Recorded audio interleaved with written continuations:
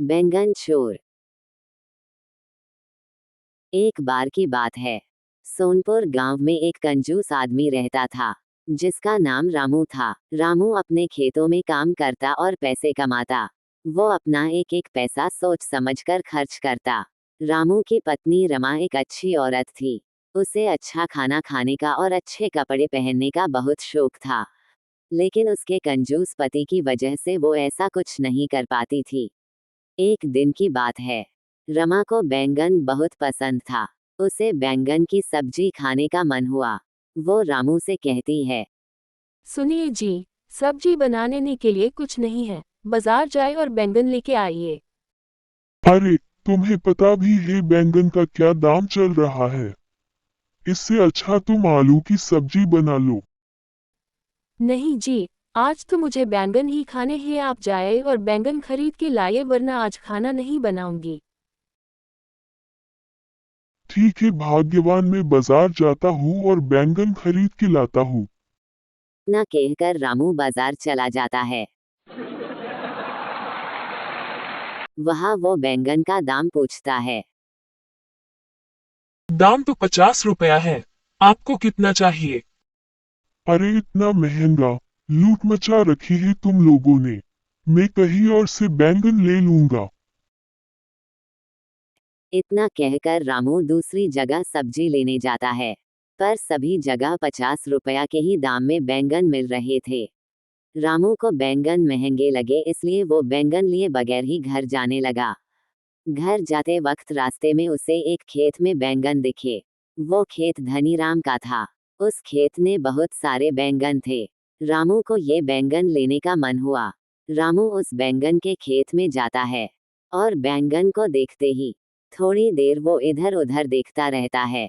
और फिर ये सोचने के बाद रामू कहने लगा, वाह, कितने बढ़िया बैंगन है। ये बैंगन मैं रमा को दूंगा तो वो बहुत खुश हो जाएगी। यहाँ पे कोई दिख भी नहीं रहा जिससे पूछकर मैं बैंगन ले जा सकूं। थोड़ी देर वो इधर उधर देखता रहता है और फिर वैसे ये बैंगन तो खेत के हैं, तो क्यों ना मैं खेत को ही पूछ कर ले जाऊं। ये सोचने के बाद रामू कहने लगा, खेत दो चार बैंगन लूं क्या? हाँ हाँ, क्यों नहीं, लो ना 10-12। इतना कहकर वो बैंगन तोड़ने लगता है और फिर बैंगन लेकर घर चला जाता है। र- सुनती हो भाग्यवान, देखो मैं कितने रसीले बैंगन लाया हूँ। अरे वाह, ये कितने अच्छे बैंगन हैं। आज तो बैंगन की बहुत अच्छी सब्जी बनाऊंगी। रमा बैंगन की सब्जी बनाती है और वो लोग खाना खाने बैठते हैं। ये बैंगन कितने स्वादिष्ट लग रहे हैं। अगर तुम्हें इतने ही अच्छे लगे हैं तो मैं रोज बैंगन लाऊंगा। रमा ये सुनकर खुश हो जाती है। दूसरे दिन रामू वापस बैंगन के खेत में जाता है और कहता है, खेत दो चार बैंगन लूं क्या? हाँ हाँ, क्यों नहीं, लो ना 10-12। और बैंगन तोड़कर घर ले आता है। इस तरह रामू रोज जाता और बैंगन तोड़कर ले आता। रमा भी रोज रोज बैंगन की अलग अलग तरह की स्वादिष्ट डिश बनाती। एक दिन धनीराम को शक हुआ। ये रोज रोज बैंगन इतने कम क्यों हो रहे हैं? कुछ तो गड़बड़ है। कोई तो इन बैंगन को तोड़ रहा है। मुझे उसे पकड़ना होगा। दूसरे दिन धनीराम पेड़ के पीछे छुप जाता है और देखता है कि बैंगन कौन चुरा रहा है। तभी वहां रामू आता है और खेत को पूछने लगता है। ये सब होते हुए धनीराम देख रहा था। रामू बैंगन तोड़ने जाता है, तभी धनीराम आकर उसे पकड़ लेता है। रामू धनीराम को देखकर डर जाता है। अच्छा, तो वो तुम थे जो रोज रोज मेरे बैंगन चुरा कर ले जा रहे थे। नहीं नहीं मालिक, मैंने चोरी नहीं की। मैं तो खेत को पूछकर बैंगन ले जाता था। अच्छा तो ठीक, तुम्हें इसकी सजा भी तुम्हारे तरीके से ही मिलेगी। धनीराम रामू को कुएं के पास ले जाता है और उसे बांधकर कुएं में लटका देता है और कुएं से पूछता है, कुएं डुबकियां लगाओ क्या 2-4? हाँ हाँ, क्यों नहीं, लगाओ ना 10-12। इतना कहकर धनीराम रामू को पानी में डुबाने लगता है। 1 2